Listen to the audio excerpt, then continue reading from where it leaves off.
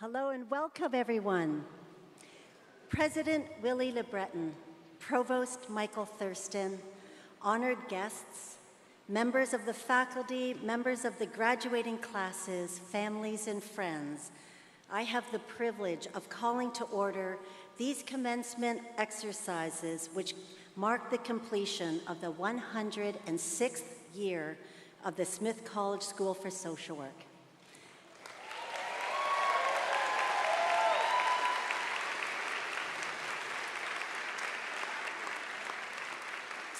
My name is Marianne Yoshioka, the Dean of the school, and I'm delighted to be here at the podium with you in this moment. I'd like to begin by acknowledging the tremendous accomplishments of our master's and doctoral graduates, not just the accomplishments within the classroom and in your placements and your research studies, but who you are as human beings, the many brilliant gifts that you have brought to this school. I would especially like to honor our student leaders and have them be recognized. And as I call out these groups, if you are so willing, please stand so we can acknowledge you. The E-Board of the Council for Students of Color.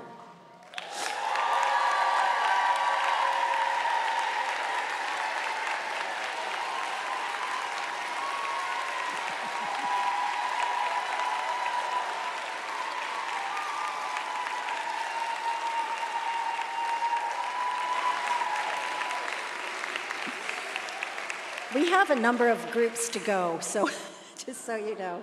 Oh, you can still keep standing if you wish, or sit. Student members of the Curriculum Committee, student ambassadors, our student ambassadors.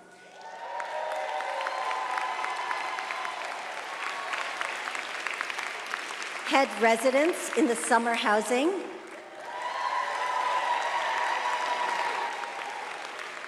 Students who contributed to the Anti-Racism Planning Group,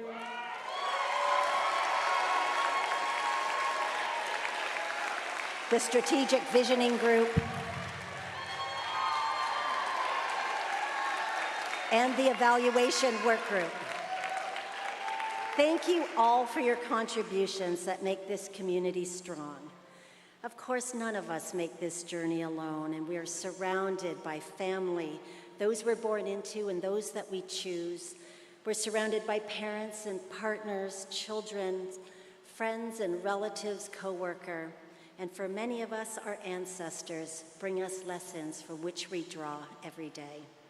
Many of these folks are in the room for you today, and they've also gone on a journey. Sharing your successes, doubts, and excitement, they've provided comfort and grounding through difficult days. So just let's take a moment and look around, consider and extend gratitude to those special people in the room and those who are not with us today for the support and love that we need and of which they have given on our extraordinary journey. I've been thinking much about the power of voice, what it means to have a voice and what it means to use it. And our students are powerful, finding ways to raise collective voices to shape this school and provide a vision for change. And as you find your voice, it helps me to find mine. And that is how voice works. It empowers and it clarifies, it unifies, and it is powerful. It can change a school and it can change the world. The people and communities that you will serve deserve your powerful voice for justice. As clinical social workers and scholars, you will have great opportunities to speak up for clients, speak out against oppression, challenge the status quo when it suppresses those we serve, and shape the changes that raise the bar for an ethical and just world. Imagine if every organization was challenged to find the places where oppression resides and the ways in which it replicates in our systems. And if every organization rose to that challenge of changing their systems to bring more support, more respect, we would be transformed. And raising your voices in advocacy and meeting that challenge for change is not neat. It is not easy and it is not orderly, and there will be struggle. And in those times, I always recall the words of former First Lady Michelle Obama, who's always advised, when they go low, we gotta go high. Being willing to raise your voice takes courage. Martin Luther King Jr. said it, sometimes you have to just take that first step in faith. You don't have to see the whole staircase to take that first step. And each of us can find the courage to raise our voices, to make organizations we work in, the professional relationships we keep, the communities that we live in, the kind that honors humanity. And you will find that the knowledge and skills you have gained here will be enough to help you take that first step. We're proud of your voices. We're proud to call you our alumni. I'd like to take a moment to congratulate our 2020 and 2021 graduates. And some of them are here today to celebrate their graduation in person for the first time. You completed your studies at a time when the whole world was uncertain about the future, a time when the power and importance of community became even more attendance. Would the graduates of 2020 and 21 please stand so that we can acknowledge you?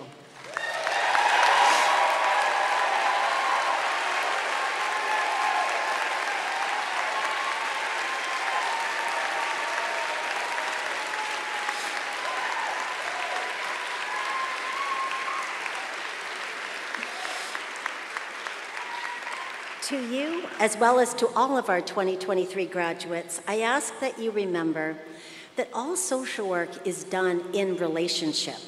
It is done in community. The communities you come from, the ones you live in, and the ones that you serve, and the one that is here at Smith. It is a rare thing that we create here, and it is here for you. In the words of Buddha, thousands of candles can be lighted from a single candle, and the life of that candle will not be shortened. And class of 2023, thank you for your lessons, for your contributions. You have so much to give, and we're looking forward to watching how your compassionate and powerful voices shape the organizations and communities in which you engage. I am pleased now to introduce to you the Provost of Smith College, Michael Thurston. We are delighted to greet him on this stage and are thankful for his leadership and support of the school. Please join me in welcoming Provost Thurston.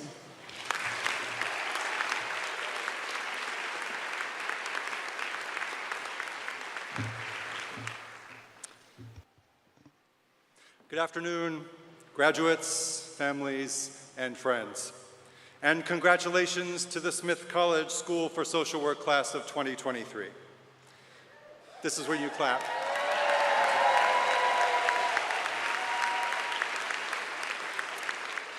I wish to thank my colleagues, the members of the School for Social Work faculty, for your leadership, your dedication to your students, and your bold commitment to anti-racism that you manifest every day in your teaching, research, and service. Thank you.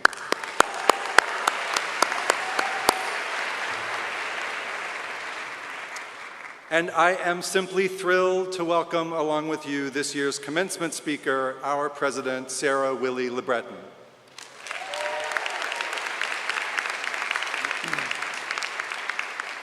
As many of you no doubt know, Sarah is an accomplished administrator, educator, writer, scholar, and sociologist. It does my heart good to know that she is also a former provost. I look forward to hearing her thoughts on how this institution and its graduates can fulfill a commitment to anti-racism through social justice in the world. Graduates, it is my deep privilege to be with you today to recognize your accomplishments, to celebrate your hard work, and to honor your commitment to justice and equity. As you all know better than most, social work is a vital profession.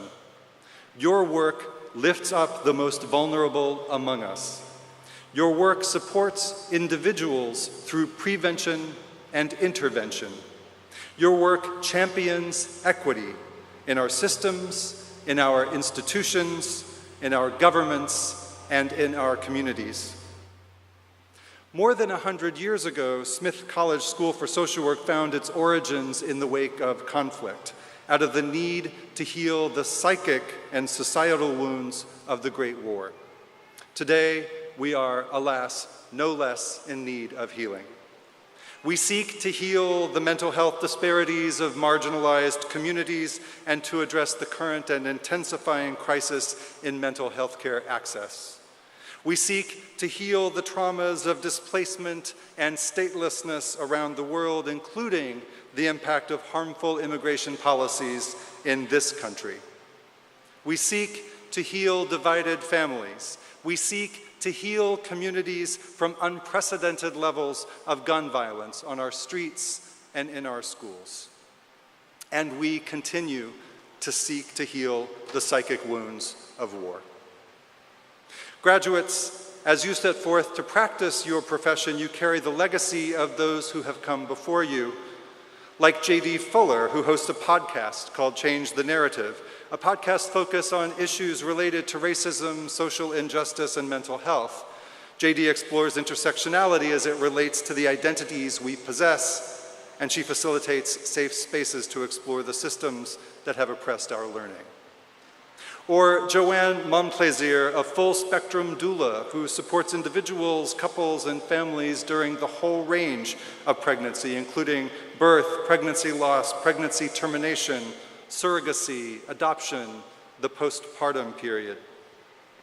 Joanne has a passion for providing services to marginalized communities, to communities of color, to trans and queer families who may not have access to these resources. In addition, she serves as a death doula, bearing witness to the peace, joy, and love that can be experienced through death.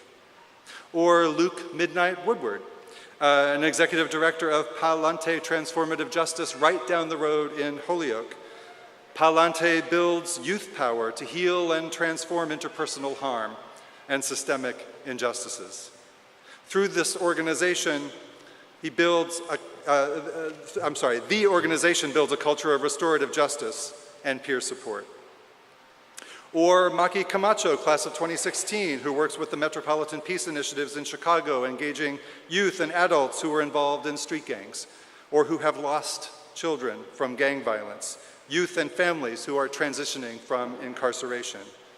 In reflecting on her clinical work and the community partnerships that she has worked to create, Maki has written, and this is a quote, "We are trees within an incredible forest, and yes, it is heavy. Yet what I continue learning is that there is light even in the darkest moments." This, I think, is wisdom that it will be valuable for all of us to carry from this space. Like these alums, and like so many others, you will do work that is necessary, work that is challenging, work that is often frustrating, work that is always meaningful. That work, the fundamental and utterly necessary work of caring and healing, will increasingly define how we see ourselves as a nation, a society, and a global community. Graduates, I know you will not rest as you pursue your chosen career as a social worker. The faculty have prepared you well. You, in turn, will change this career for the better. Like all of my faculty colleagues, I look forward to seeing the change you will lead. And on behalf of my faculty colleagues and Smith College, I congratulate you. Congratulations, graduates.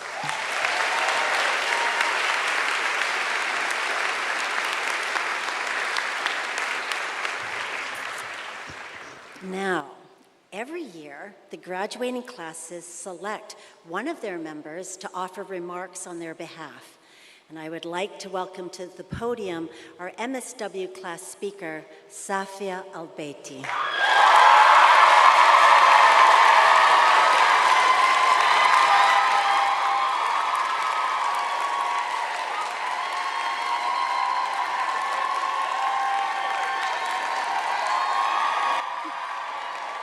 Finish your intro. Safia is a Yemeni Muslim immigrant whose interests include everything from psychoanalysis and trauma therapy to liberation psychology, religion and spiritual belonging, policy work around non-carceral socialized access to mental health care, and crossing borders in the clinical encounter. After graduation, she will enter a private practice in New York City. Please welcome Safia.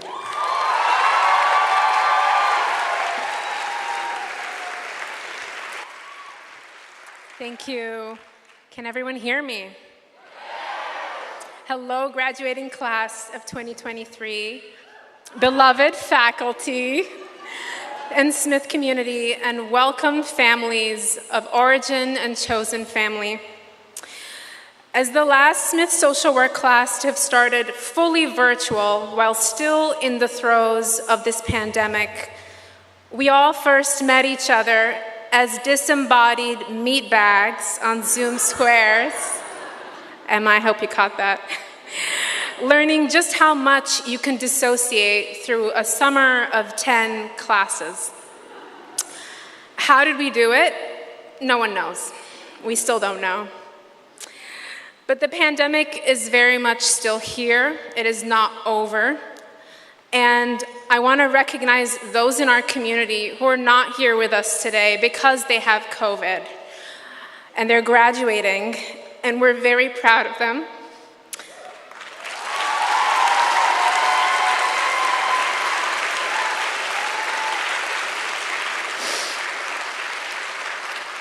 Claudia Lamb.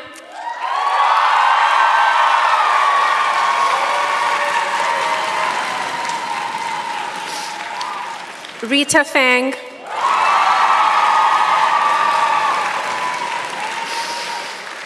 Milo Giovanniello.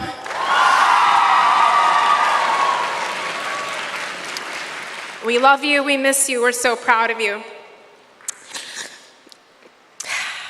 There'll be a time to cry, I promise. But we eventually found our way to Campus 2 and were able to celebrate with each other in person, making many lifelong friendships, trying to model something different in our very broken society. I want to again lift up Council for Students of Color and eBoard.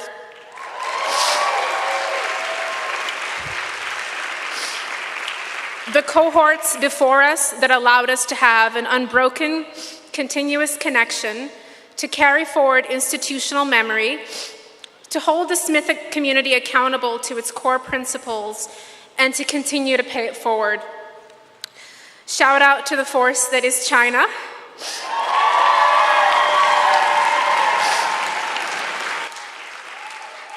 For making this a labor of love we all could witness, for tirelessly modeling this while also having to show up for herself to complete all the requirements of this program. Gratitude for Daniela, Tamanna, Esther, Brandon, Alejandra, Cynthia, and anyone else I might have missed for all of your labor.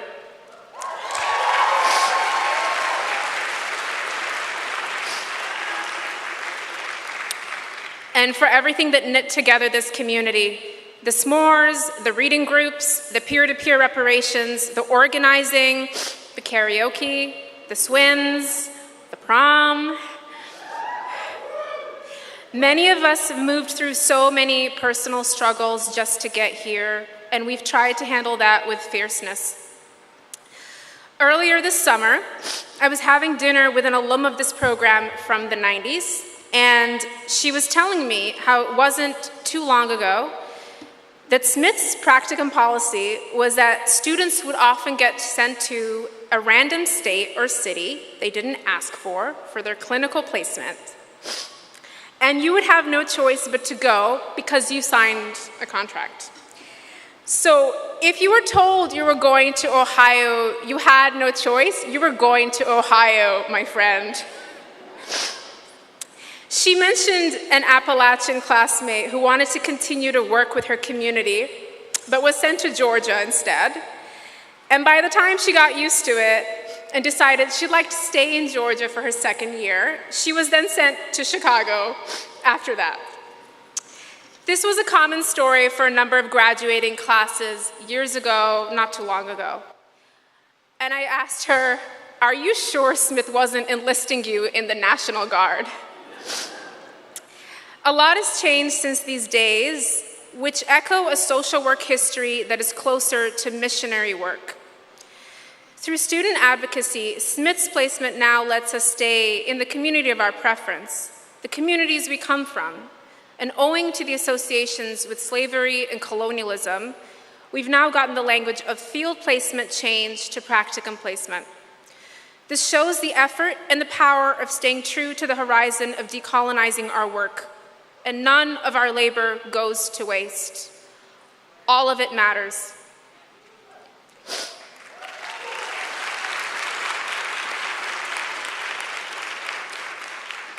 And a note on labor: social work schools everywhere, including Smith, should join the movement to pay your interns.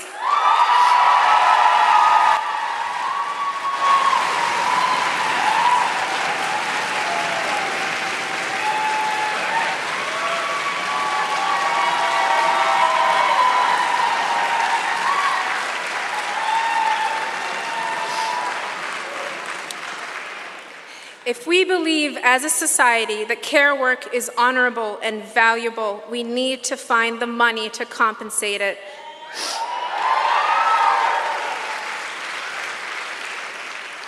So we never lose sight of the fact that we do indeed live in a society. The first rule of any decent society should be dignity and pay for all.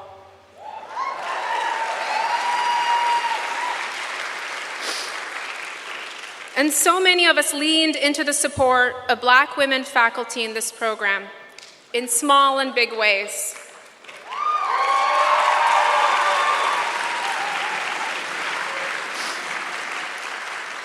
So much of the reason we are all graduating today after an incredibly difficult 2 years.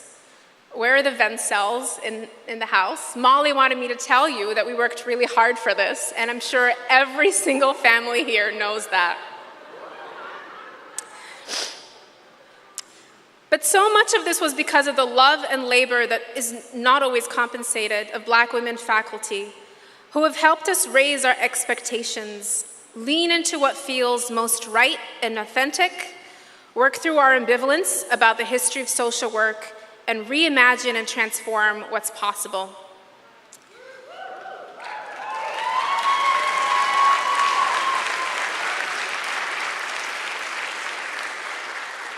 Thank you to Professor Jaleesa Williams.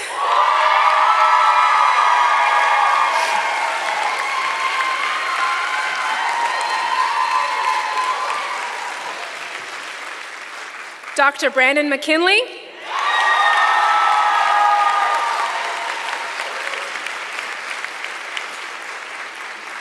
Dr. Lauren Cahill.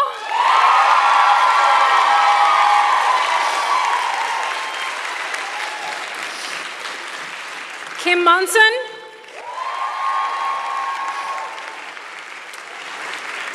And others I might have missed. Your guidance helped us push us through to get through some of our truly lowest points. There aren't a lot of places in the structure of this program that give us the anchoring that can hold us steady. And it is this relational work that acted like a ballast on the ship we were all sailing to get to this day. Thank you also to those faculty who are not here with us at Smith, but left such an indelible mark on our experience here, like Dr. Lara Shiha and Dr. Autumn Blackdeer.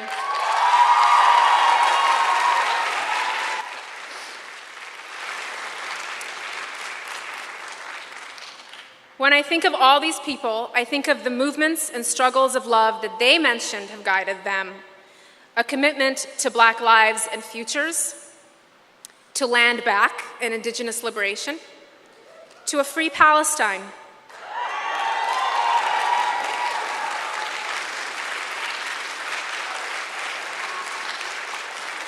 to queer joy, to dismantling the harms done in social works past and present,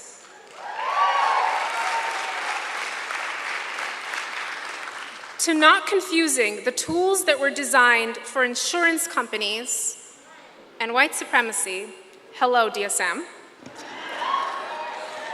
for the be-all and end-all of what we are called upon to do. Our program is primarily clinical. Many of us are here to be therapists. But as social workers, we get the choice to do more with this degree. If we decide to go into community mental health, let's all promise we'll join a union.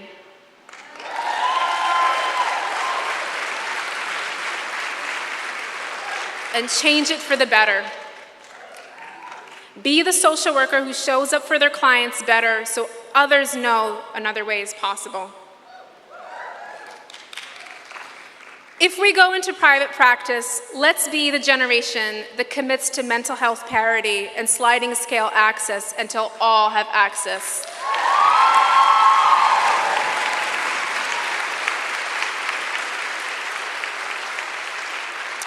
Who better than us to do this? Commit to being the person you would have needed when you didn't know enough, when you didn't have enough. So many of us came in wanting to do more than just clinical work. Research, advocacy, community organizing, shaping policies that cover those left behind. We are not separate from the communities we want to serve. We know better than anyone else what got us here. As our beloved second-year colleague Iracema said, even though we'll be closing this chapter of our lives, we're opening up a new one in our careers. Many of us will continue to have to deal with student debt, other kinds of financial hardship, caregiving, heartbreak. Let's continue to be in community, consulting each other's brilliant minds on the way forward. Stay in generous spaces. Last summer, while we were here on campus, we mourned when the Supreme Court overturned Roe v. Wade. And it has been a year of loss in reproductive justice for so many people around the country and ourselves. And I want to say we have not had enough space here to really hold that. We will need to continue to show up for our clients and ourselves against the bans and criminalization of abortion and trans people when we go back to our home states. Some things cannot be taught in a classroom. This summer, we faced another major blow from the Supreme Court. The devil does not take summers off. The ending of affirmative action. Dr. Braithwaite told a number of us at our council send-off to reject scarcity always. And let's take it to heart. Let's reject the cruelty of these policies by modeling all the ways we showed up for each other in this program. This is how we've tried to define ourselves as a cohort, and I think we're a really good bunch.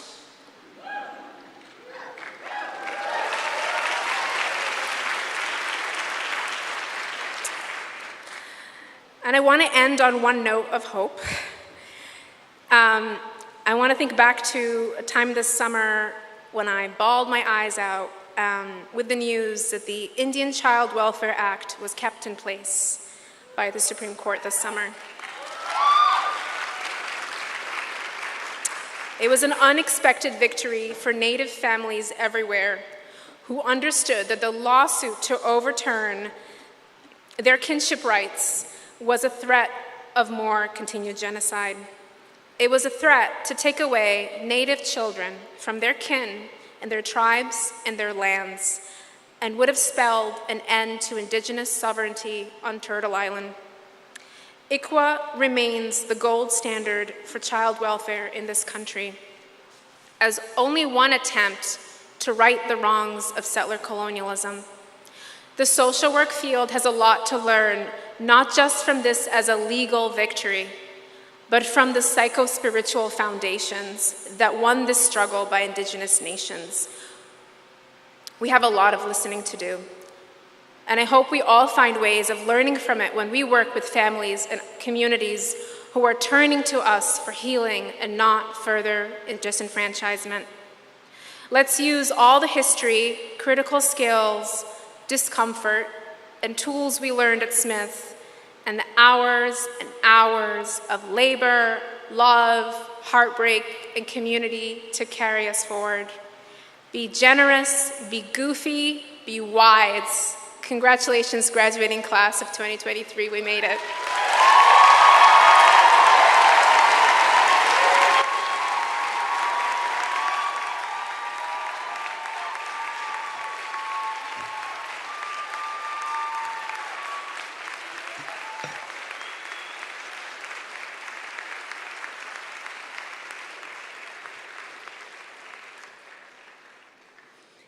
I would like to welcome to the podium the PhD graduating class speaker, Jamie Danielle Daniels. Jamie is a licensed independent clinical social worker and psychotherapist. She's a graduate of both Smith's MSSW program and our PhD program. Her research interests include the mental health of Black women and other people of color, the social determinants of health, environmental and political forces that shape mental health, and unionization as a strategy for improving mental health. Jamie maintains a private practice in Amherst, Massachusetts, where she works primarily with people of color and LGBTQI community. Jamie.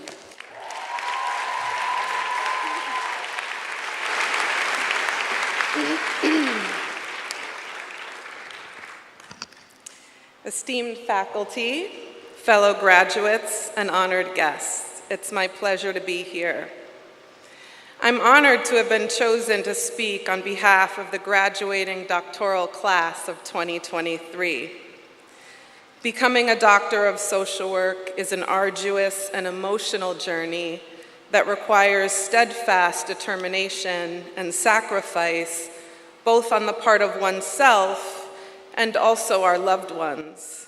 So on behalf of the doctors, Sarah Y., Marco, Sarah F., Lisa, Melissa, and Anne, I want to recognize and thank our families, both given and chosen, our friends, our professors, our mentors, and all those who supported us along the way.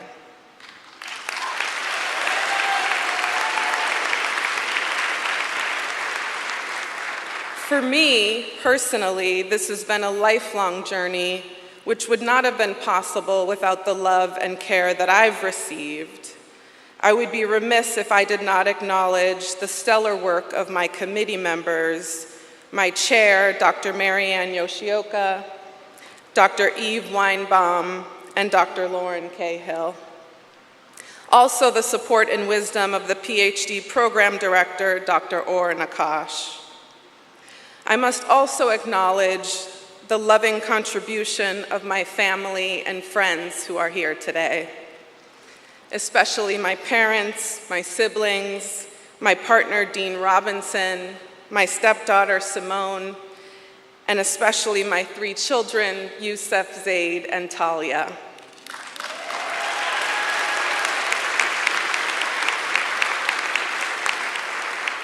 For most of my children's lives, I've been on a difficult uphill climb, which included educational pursuits.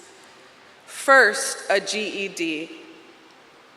Then, you can clap for that.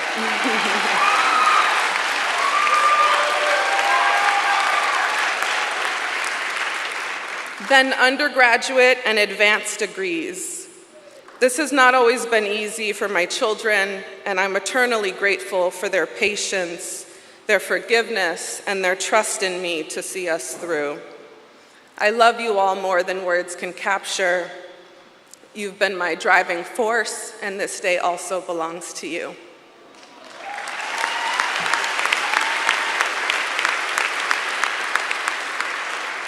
And now to the graduating class of 2023. Today we stand at the precipice of a new chapter. The choice to become social workers means that we've decided to dedicate our working lives to the pursuit of justice. We're at a critical juncture, and the road ahead is not for the faint of heart. The pressing issues of our time demands both our attention and our labor.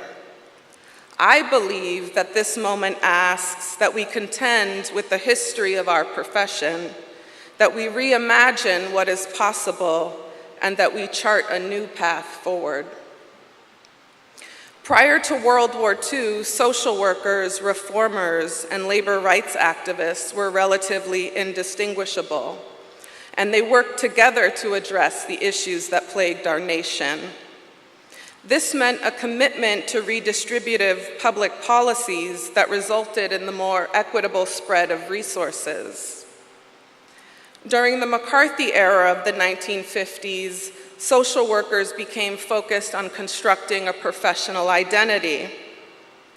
The turn towards professionalization shifted the field's emphasis away from social and economic policy towards social provision and clinical intervention.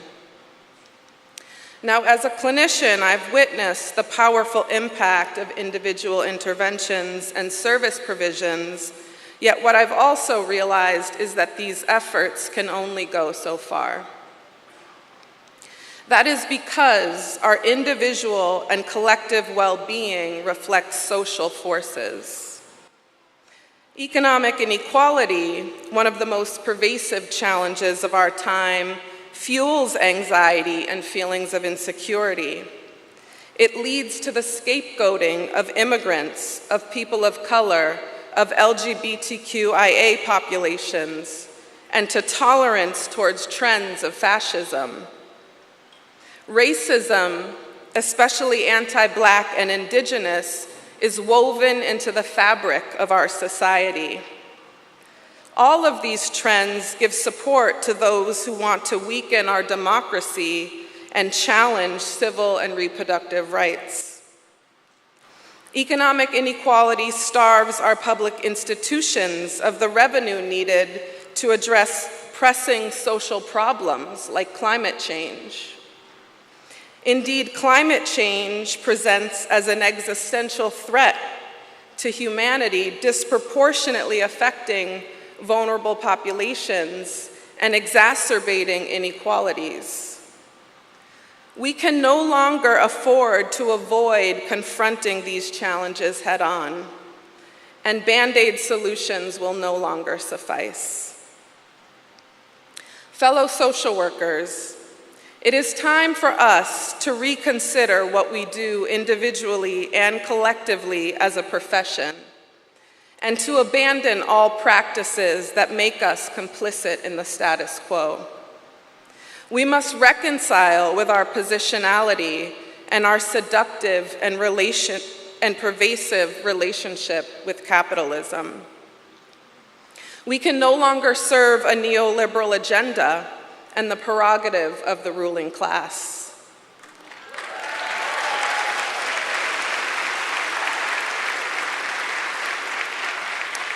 We cannot address the major problems that confront society one individual at a time, and we can no longer merely tend to the wounds of a broken system.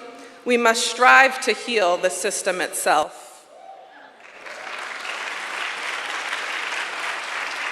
It is therefore time for us to return to our roots, to our core mission of organizing for social change. Our role as social workers must extend beyond providing aid and support to work that involves changing social and economic policies that buttress various forms of inequality. What might that mean? We have to lead the charge in the struggle for fair wages, accessible education, equitable job opportunities, and the fight against the systems that perpetuate wealth concentration and economic deprivation.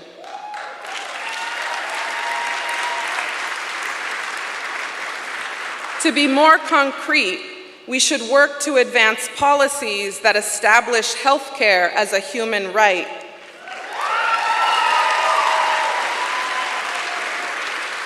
that support collective bargaining, and that treat education and housing like the public goods they are, and not the commodities they've largely become.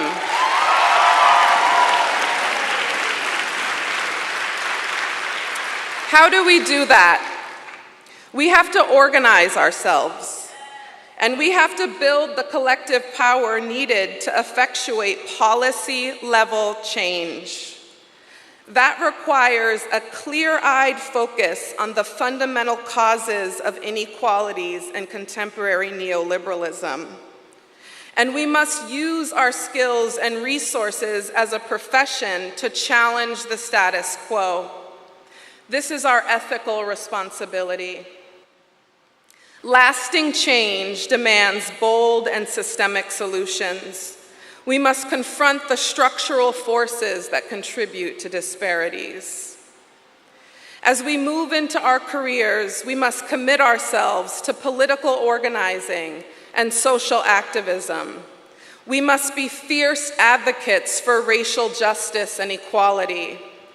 It is our duty to challenge and dismantle discriminatory policies and practices that disproportionately affect communities of color, LGBTQIA folks, and those who are poor.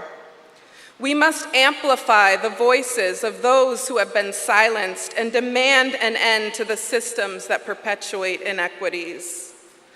Only through united effort can we build a world where everyone can thrive.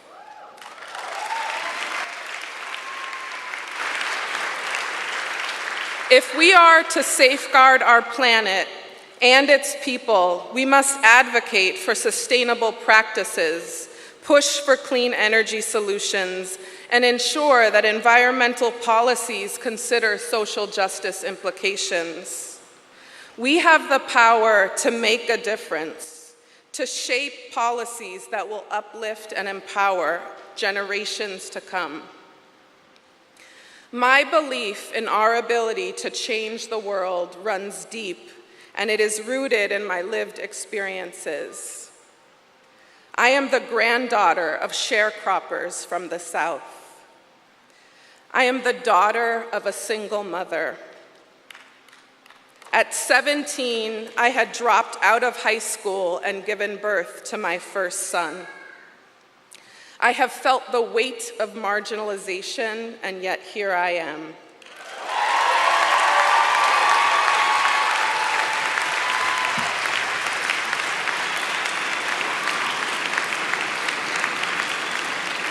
I am here to tell the world not to underestimate people like me.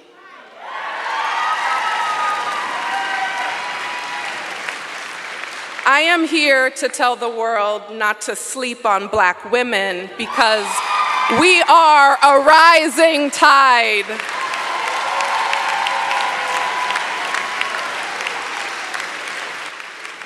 Today, I implore each and every one of us to commit ourselves to the pursuit of justice and equity. The time has come for us to interrupt, to intervene, and to inconvenience in the name of justice. We must stand together against colonial violence and white supremacy and fight for the rights of all those who've been silenced and oppressed. Let us unite in our vision of a more just and equitable society. As we venture forth into the world and into our careers, let us renew the traditions of organizing and activism that defined our profession in prior decades with unwavering determination and resilience.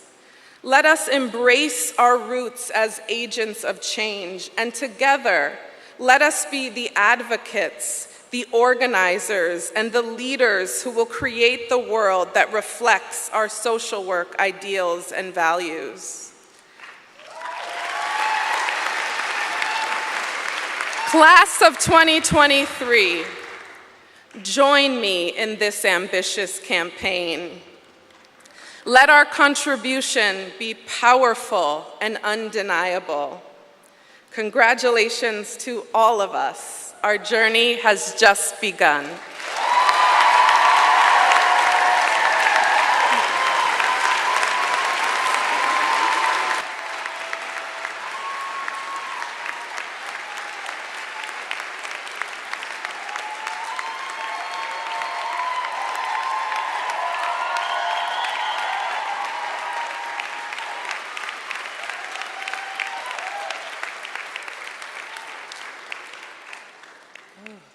Thank you so much, Jamie.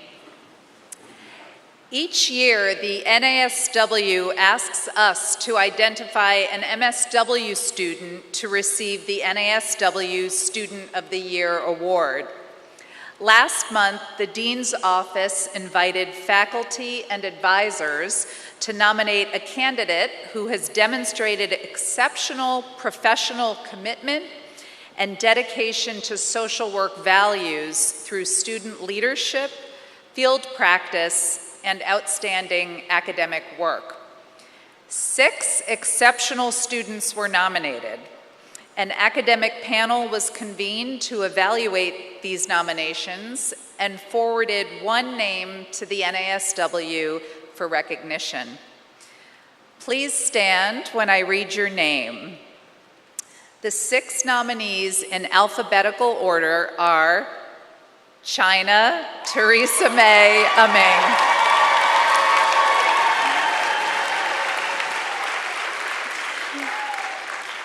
Catherine Carol Derby,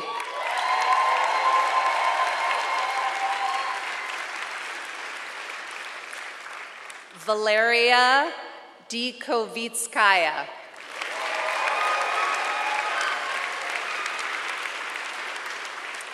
Natasha LeBay,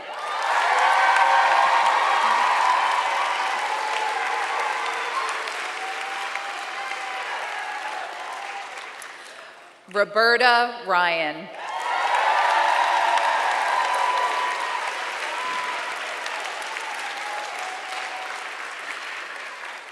Brandon Archibald Scott,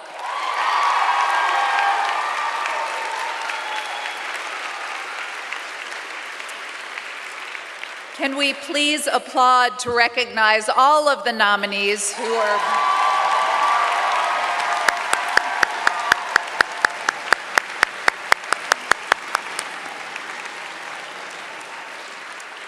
all valued as exceptional students and future social work leaders nominated by their professors. You may be seated.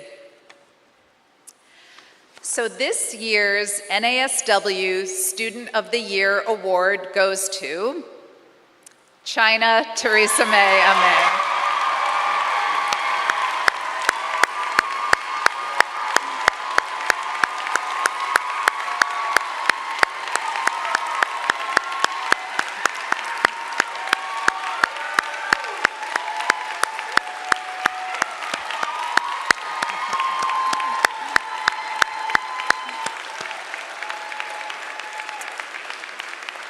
It is my great pleasure to share with all of you just a few of my colleagues' thoughts and perspectives of our time together with China. China has been a leader across campus throughout her entire time at Smith, from leadership on the Council for Students of Color to her advocacy for affinity housing. She is an exceptional leader and a tireless advocate for fair and affordable health care for all students. Her teamwork and leadership was seen both inside and outside of the classroom. China is always positive and great at connecting with all members of the larger SSW community, from the dining hall to the classroom. I was thrilled to learn that she continues to strengthen her skills and commitment to social work through her affiliation with And Still We Rise, an organization that focuses on decolonizing mental health care, promoting culturally affirming practices, and creating healing spaces for all. This is exactly what China does here for our SSW community. There's more. China thinks deeply and critically about a problem with laser focus to understand the mechanisms and processes that underlie issues with regard to opportunity and access. It's clear that she's ready to galvanize her own leadership to create sustainable changes in both her future practice and community. I am confident that China's career trajectory will be deeply invested in fostering collaboration for the rest of her life. China is unlike any student I've mentored or taught, and SSW has gained a tremendous gift from China's commitment, dedication, and service. These are all words spoken from China's mentors and professors. China, it is a privilege to be in community with you. Please come on up to accept this incredibly well-deserved award.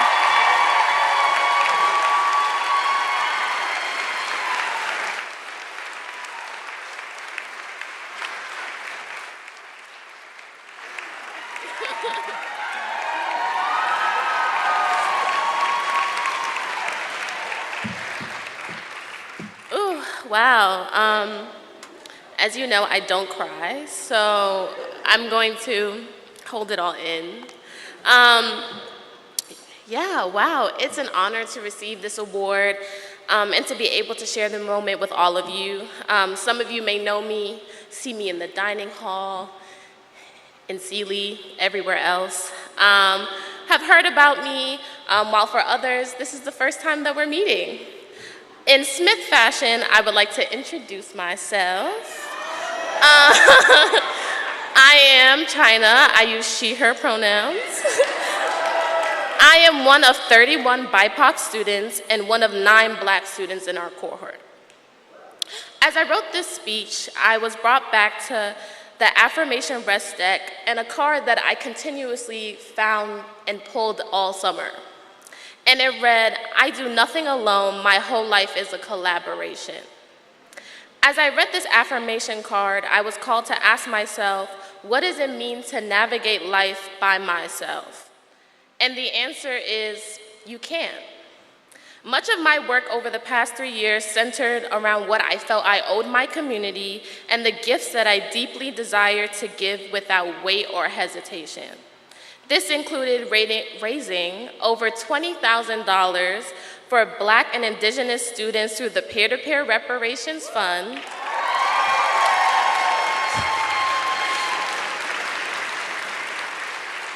rekindling peer pod mentorship for students and faculty of color to develop meaningful connections, and developing the first Infinity 4, along with being a part of almost every committee. However, these achievements would not have been possible without my community itself. I would like to note that it doesn't feel right to receive this award without acknowledging gratitude, because acknowledging and growing with the collective is the real work for change. I would like to take the time to shout out my community, as I would not be here without their collaboration. They are people who I show up for every day, who stood by me in solidarity and displayed acts of radical love. As I call the following names, I ask for the sake of time that you hold all your claps to the end. And the names who are called, please feel free to stand up if you are willing and able to be acknowledged. Catherine Derby. I said, please hold the class. Valley D. Natasha LeBay, Roberta Ryan, Brandon Scott, Amara Anastasia, Nadia She-Her, Rita, Claudia, Fung Tung, Aaliyah, Alejandra, Anais, Skylar, Tamana, Cynthia, Jacob, Hannah, Erilyn, Charlotte, it's a lot of community, Esther, I'm almost done. And to the faculty, Janae Peters, Brittany Brathwaite, Dr. Lauren Cahill, Dr. Brandon McKinley, Ariane Napier-White, Jaleesa Williams, Sharon Madden, Monifa Grover, Andy Al-Wazni, Dean Irene Rodriguez Martin, Dean Marianne Yoshioka, and Dean Megan Harding. Lastly, my father and my godmother, who instilled with me what it means to hold myself and my community accountable. I would also like to give a special acknowledgement to the students who started with us in this intense program and did not make it to the end. But for those of us who are a part of today's celebration, we owe it to ourselves and our communities we show up for to be intentional about our work, to remain in collaboration, and to remember revolution is not a one-time event. Thank you.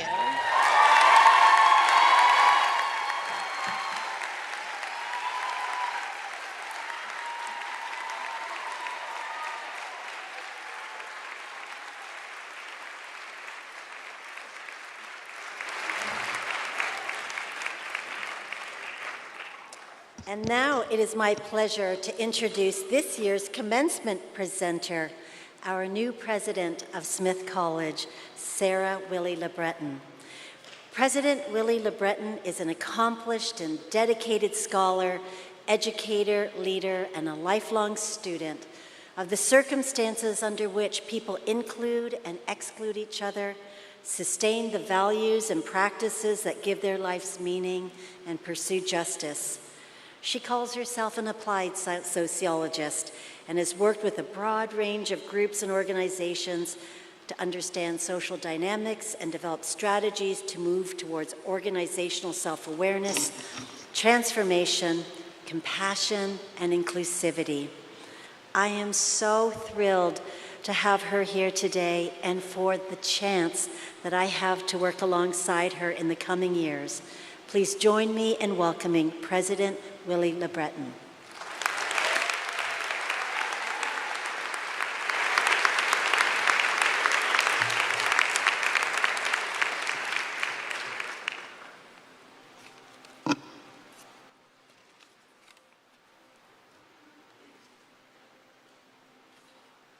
I'm doing everything for the first time. Good afternoon, graduates, Provost Michael Thurston, Dean Marianne Yoshioka, faculty, family, and friends. I offer my hearty congratulations to the Smith College School for Social Work class of 2023.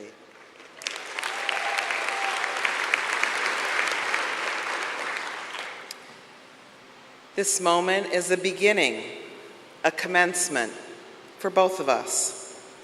And with beginnings come relief and anxiety, hope and trepidation, curiosity and resolve. Occasionally, we treat beginnings as if they are a break with the past, and yet we know that the past is always with us. If we are fortunate, able to do so, and have good counselors, we can carry the past with us as a knapsack that fuels us. Sometimes we share what's in our knapsack with others. Other times we rely on others to sustain us from theirs. I'll share an example. I serve on the board of the Shalem Institute for Spiritual Formation in Washington, D.C. Shalem is a nonprofit that attempts to strengthen contemplative leadership by offering education about and spaces for contemplation. Although Shalem is rooted in the Christian tradition, its approach has become inclusive of and in conversation with contemplative traditions from religions around the world. In its recently approved strategic plan, the Board of Shalem expanded and clarified its mission and goals to act more fully in the world and as a neighbor, determined to face our own failings and to pursue justice and equity. While it aims to nurture contemplative leadership, Shalem's educational offerings have led it to support clergy and lay people seeking deeper spiritual guidance and to support all those who find themselves leading and mentoring others. Last year, Shalem honored Dr. Carolyn Jacobs, Dean Emerita of the Smith School of Social Work. and faculty member here for 35 years. 1 month before the announcement that I would join the Smith community, the executive director of Shalem asked if I would introduce Dean Jacobs on the occasion of her award. She did not know that I was headed to Smith. Frankly, at that point, I did not know that I was headed to Smith. So when the day arrived for me to celebrate and introduce Dean Jacobs 1 month after I had been officially named as Smith's next president, I had the wonderful sensation of strands of my life being woven together, a past that was informing the future. Although there are more possibilities than we can imagine in this life, eventually our lives are defined by both discrete choices and the finite outcomes over which we have little control. Each day has the potential to surprise, delight, enrage, disappoint, comfort, bore, or buoy us. The strands of our lives reveal unique and remarkable tapestries. I am thrilled to share today's festivities with all of you, and particularly grateful to Dean Yoshioka for inviting me to serve as your commencement speaker.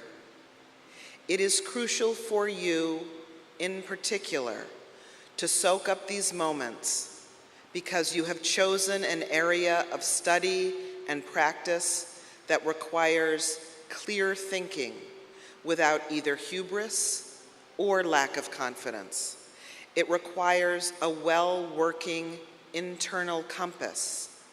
It requires analytical acumen tempered by humility, the knowledge of when to reach out to colleagues for advice, empathy while maintaining good boundaries, and it requires stamina. Yours is a discipline that is not an easy one. Endemic to the ideals of social work is the understanding that we do better together. We have heard that again and again today. And as I thought about my comments this afternoon, 2 ideas kept reasserting themselves. The first one is perhaps best captured by the words of the 20th century sociologist C. Wright Mills. His insight in the book, The Sociological Imagination, that neither the life of an individual nor the history of a society can be understood without understanding both, is another way of saying that theories of psychology and human development alone can never explain the behavior of an individual, nor can the study of the culture and history of the society in which they live. Context at multiple levels is necessary for understanding. The second idea that reasserted itself was the importance of creation stories at the level of the individual, the group, and the culture. Each culture tells a story about the start of the world as they know it, and each of these stories reflect a particular history and culture. In a multicultural society like ours, there will also be coexisting, if not always mutually respecting, creation stories.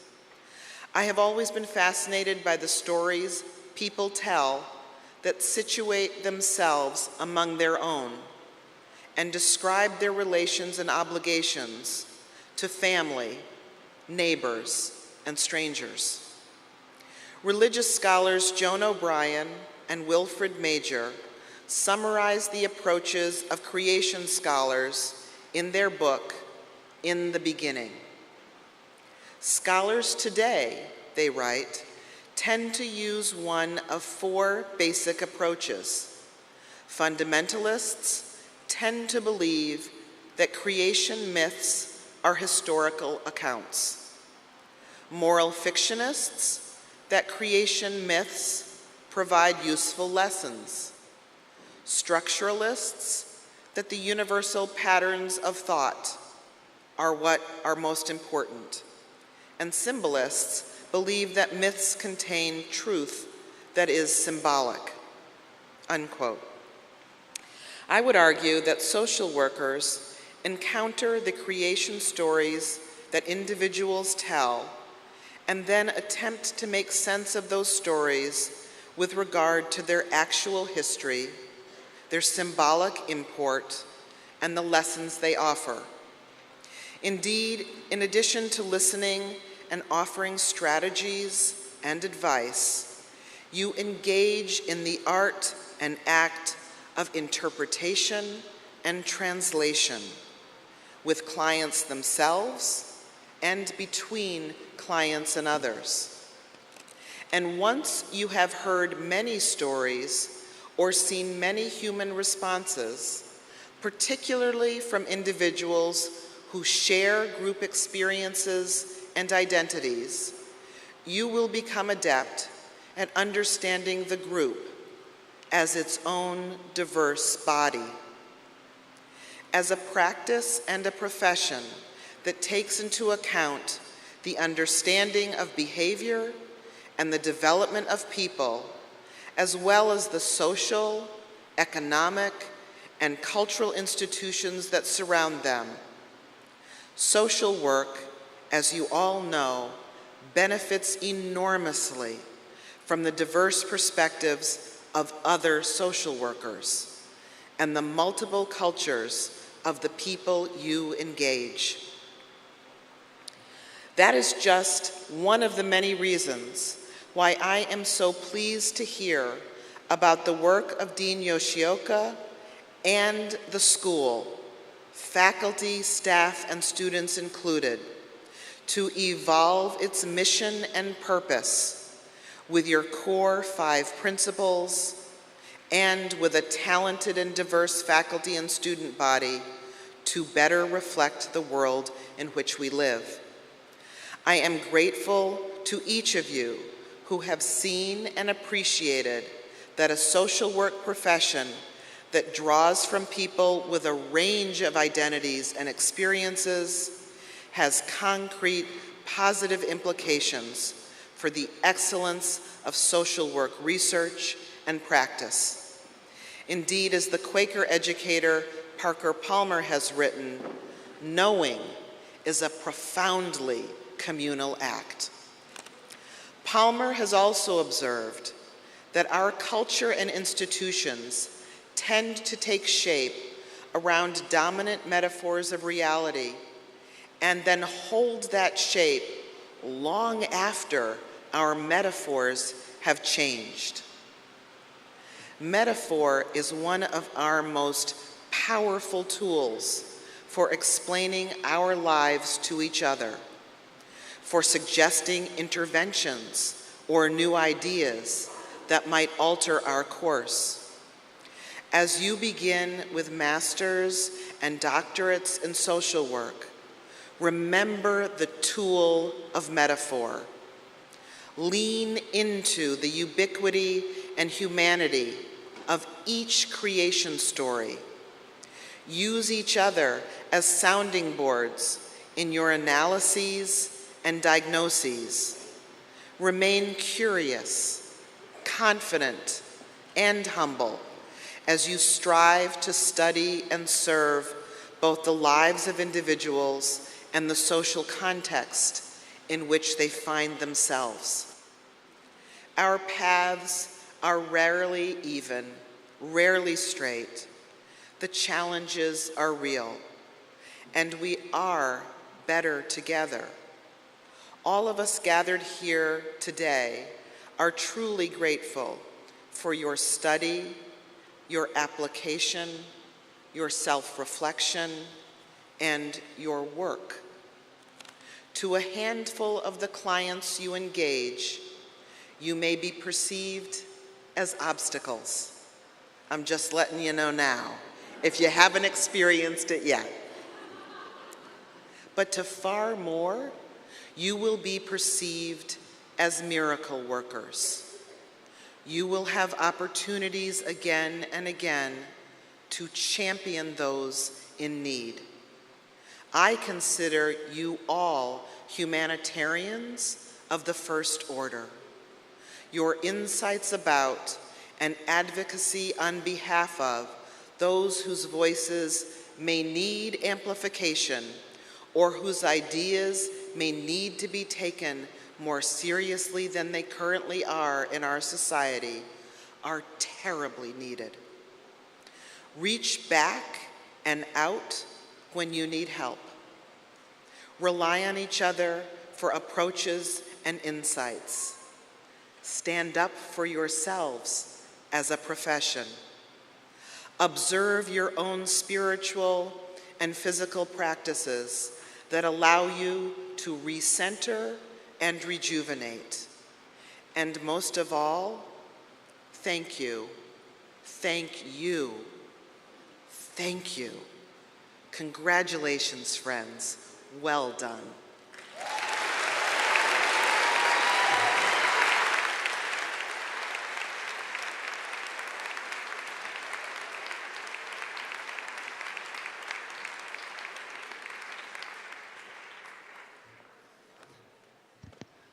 Everybody ready to move around a little bit? Then the candidates for the degree of Doctor of Philosophy will present themselves at this time.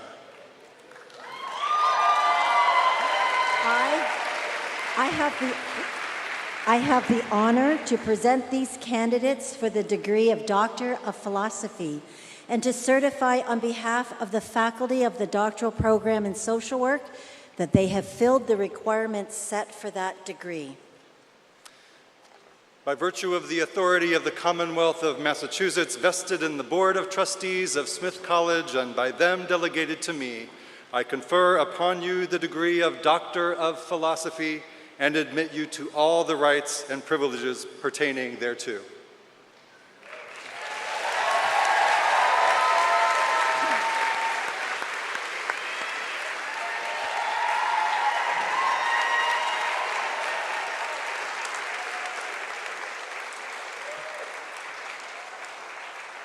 Jamie Danielle Daniels.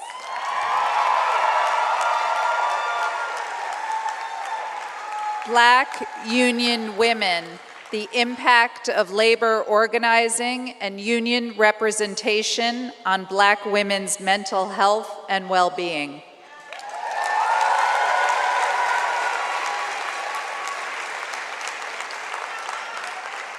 Sarah Yang Muma.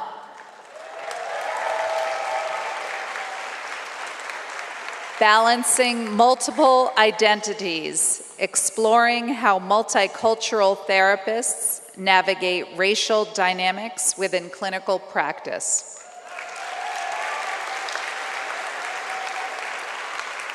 Marco Polo Posadas.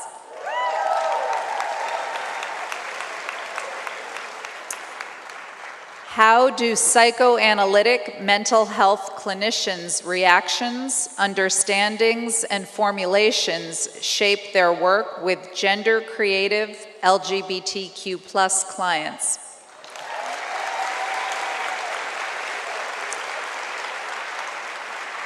Sarah Felicity Richmond.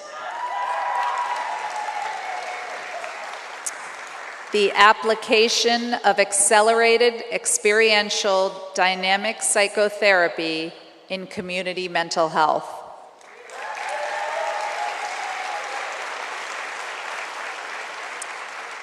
Lisa Lynn Van Vliet. Spiritual trauma and LGBTQIA+ individuals. How do mental health practitioners recognize and assess spiritual trauma with LGBTQIA+ clients?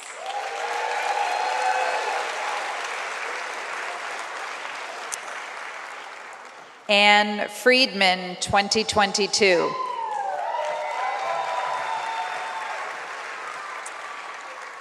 Intersectional Identity and Power in the Workplace, a mixed methods study.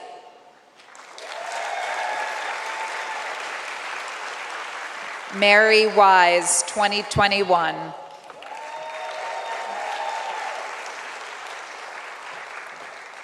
Attachment and behavioral problems among bereaved children, secondary quantitative analysis from the NCTSN core database.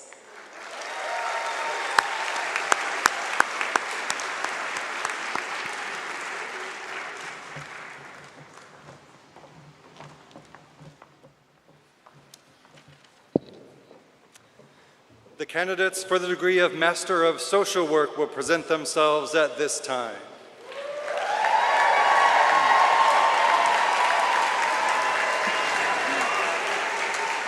I have the honor to present these candidates for the degree of Master of Social Work and to certify on behalf of the faculty of the graduate program in social work that they have fulfilled the requirements set for that degree.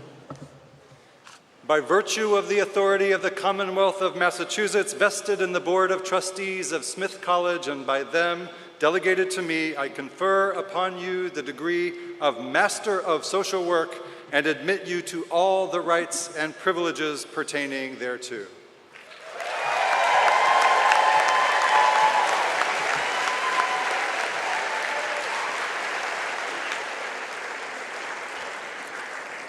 Tamanna Nasreen Ahmed.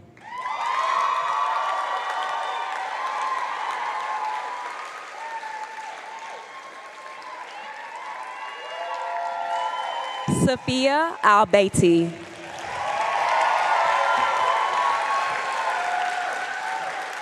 Sammy Ali Brando.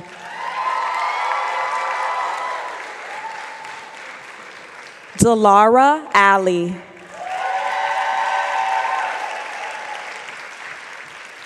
Nadia Mamo Aman.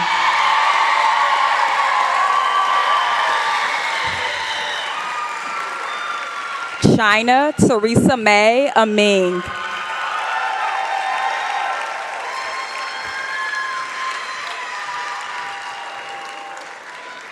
Haley Nicole Ashkenas.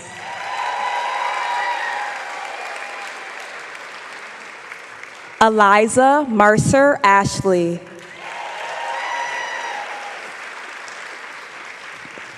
Anais Baptiste.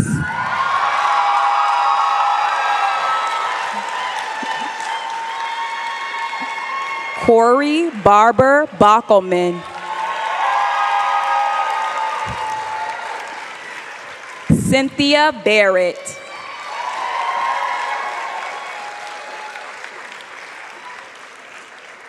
Bryn W. Basilaire.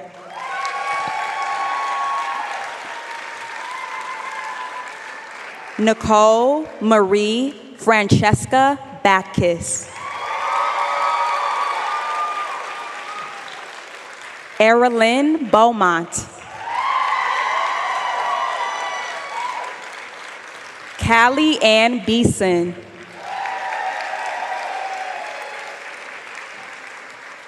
Jessica Eve Belias.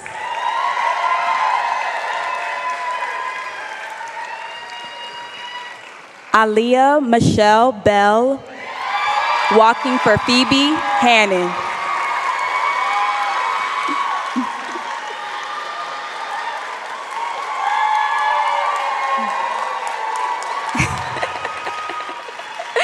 Daniela Bassa Bernstein.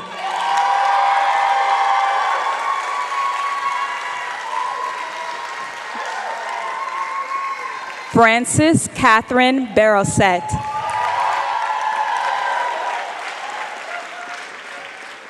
James Catherine Nosuke Bowen.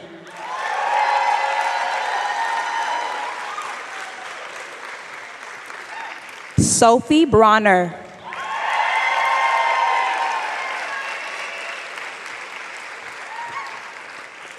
J.A.R. Burton.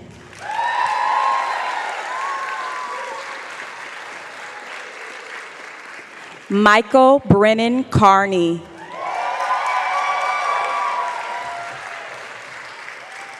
Brittany Alicia Kerrigan Laquadera.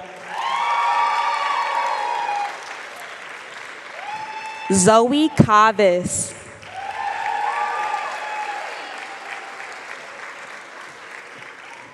Cynthia Victoria Cuellar Ahanel.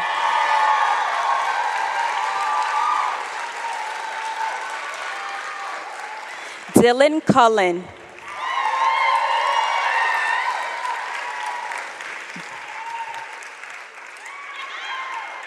Jamie Davenport.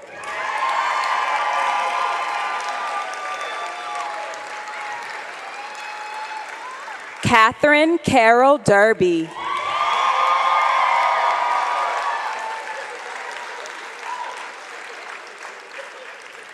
Valeria Dikovitskaya.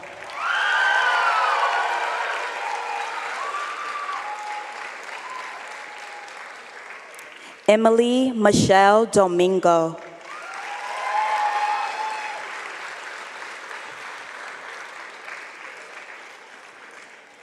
Tess Whitney Donovan.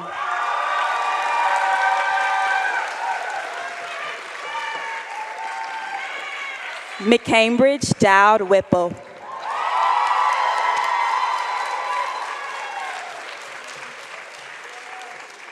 M. Drucker.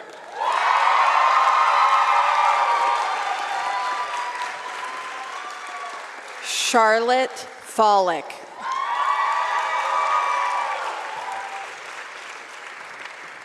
Emily Mara Feinberg. Ford Fishman.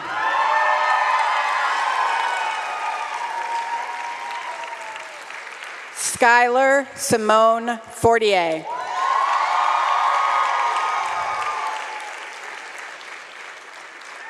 Fanone Frazier.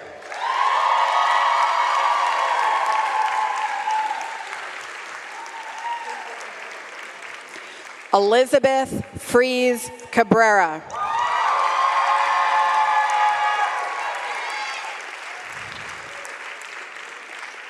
Janaea Ja Ni Fu.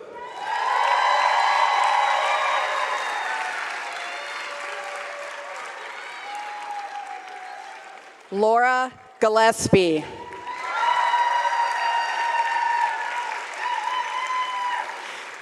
Eleanor Margaret Ginder.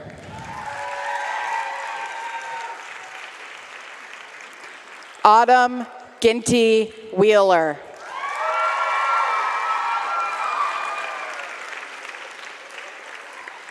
Milo Shifra Kesselman Giovanello.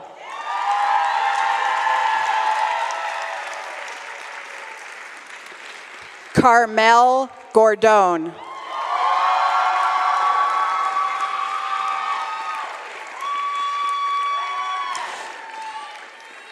Cody Hegney.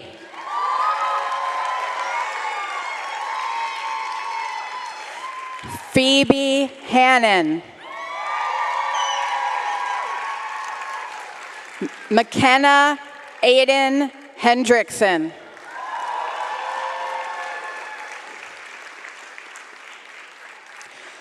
Jordan Elizabeth Hughes.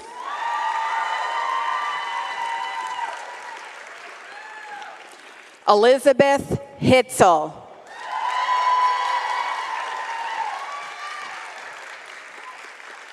Jason James Hopkins.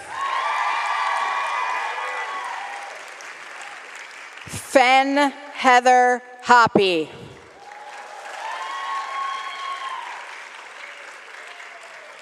Sid Byron Wong.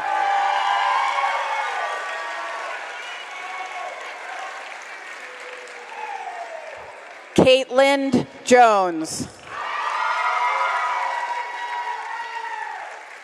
Susanna Jones.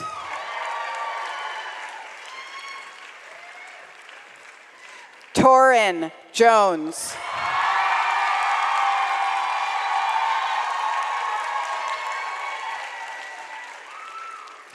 Zoe Nicole Karenfilian.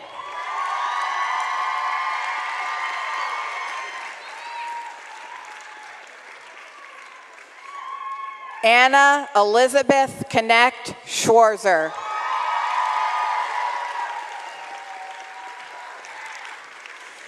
Keo Kochi.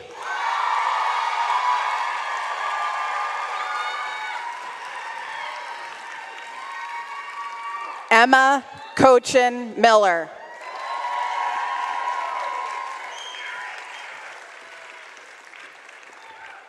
Shai Cooper.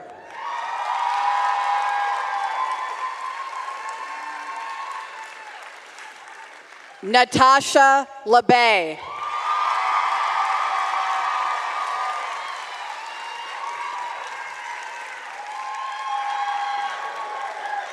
Claudia Lulu Lam.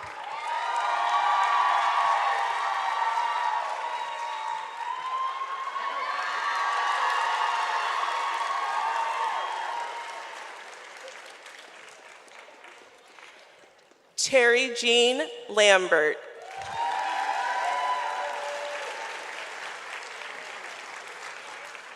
Nancy Lapatito.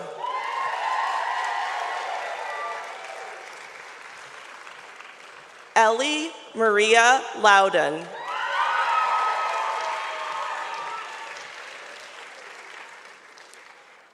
Jesse Lawrence.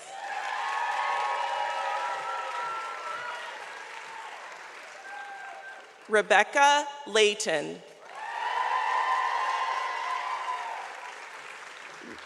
Rio Lederer.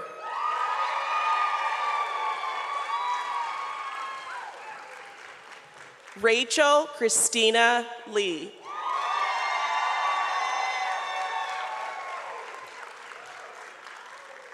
Amara Leipzig.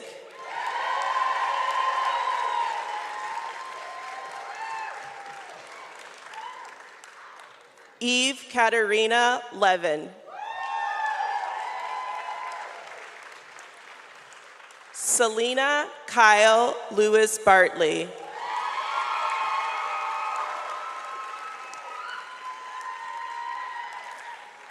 Lynn Phone Tong.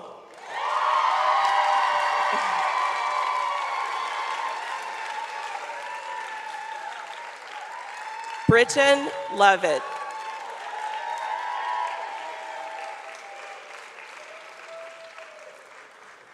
Anastasia Marie Linge.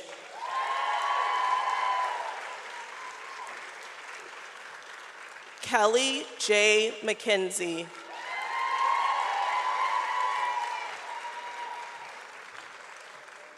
Michelle Joanne Marion.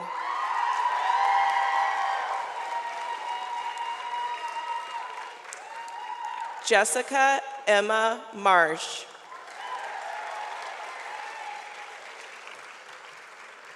Catherine Emma Jinyong Marwer.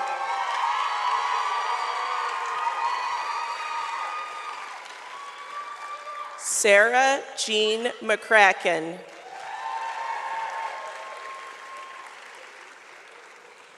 Emily Jane McFarlane.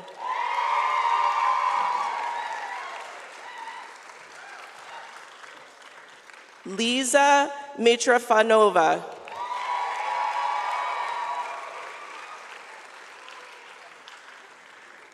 Kai Dorothy Monluck.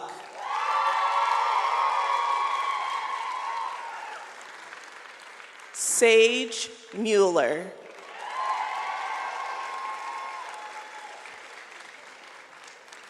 Alejandra Maria Nasser.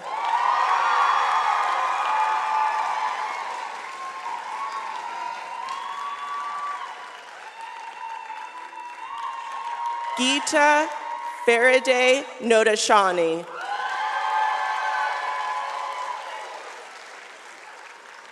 Jay O'Leary. Sarah Middleton Palomo.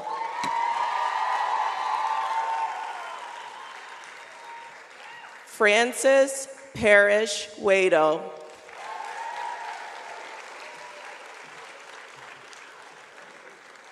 Rita Fang.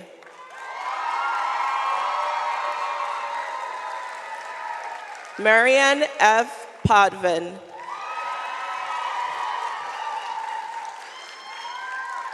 Kate Shapiro Powers.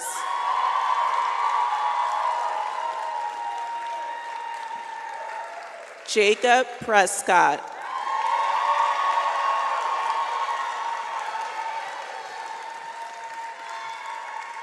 Shay Ramos King.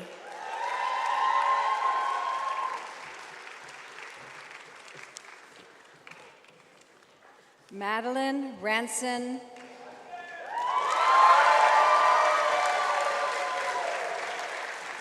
Anna Carolyn Ricci.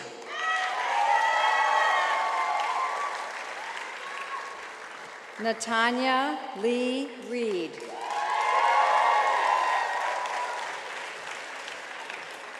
Shannon B. Riley.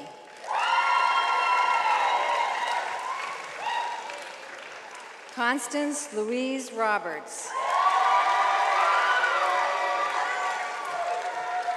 Giseles Rosario.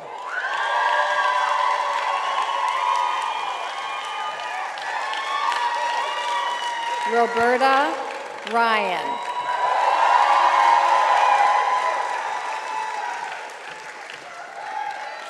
Deepa Saharia.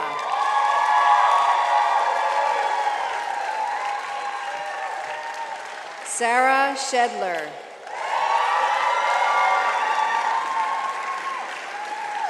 Emily Catherine Schrum.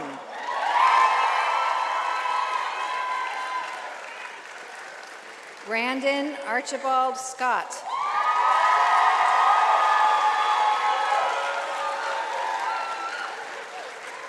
Jungun Esther Sa.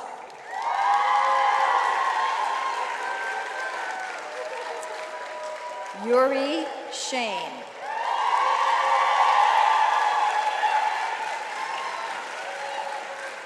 Anna Sherwood.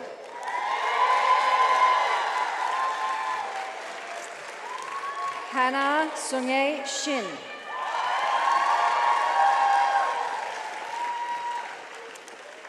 Megan Lee Sideropoulos. Danielle Small. Shakti Andrea Smith.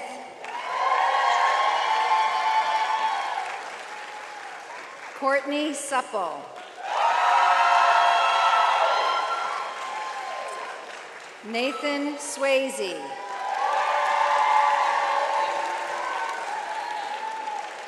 Nathaniel Aitan Tabachnik. Jack T. Thames.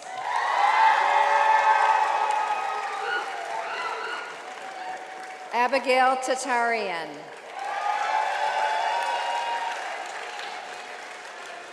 Ashley Temple. Eric Thorpe.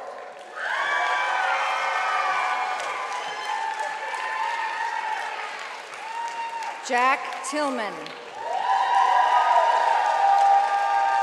Isadora Hall Trask.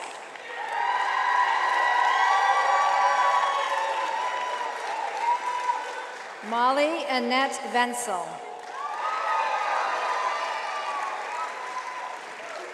Maria Venturelli.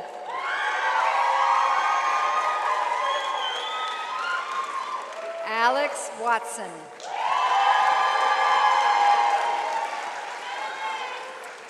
Maria Catherine West.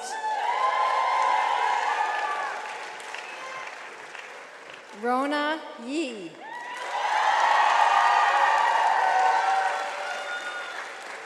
Rachel Emma Louise Usman.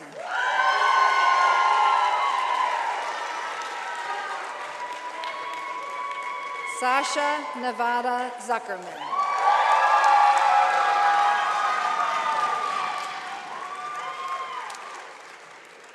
We are pleased to welcome graduates from the pandemic year to cross the stage at this time.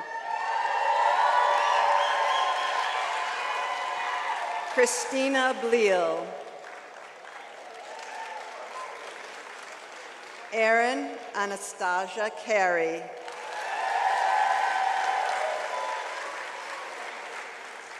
Claire Cooper,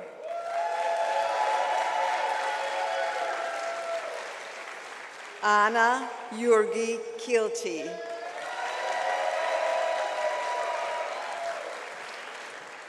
Elizabeth Klunk,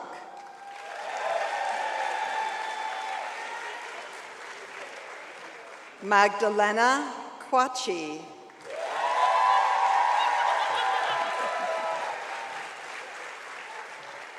Rebecca Level,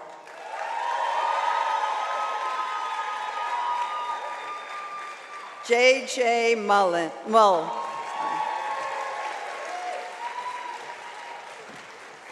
Christine Kayana Raugani,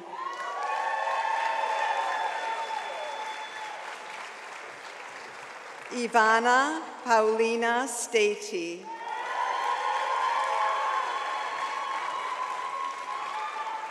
Carolyn Brooke Wilson, Jacob Michael Weiskup,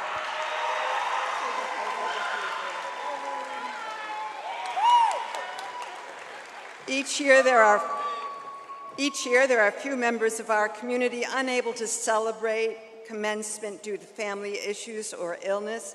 I'd like us to take a moment to recognize those who couldn't be with us but are with us in spirit and invite you to applaud their accomplishments.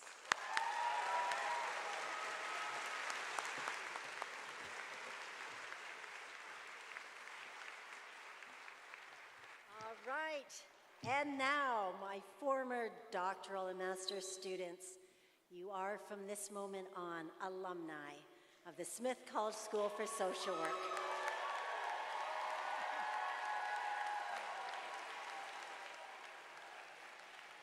We welcome you to the ranks of well over 7,000 individuals who have graduated from our school since its inception in 1918.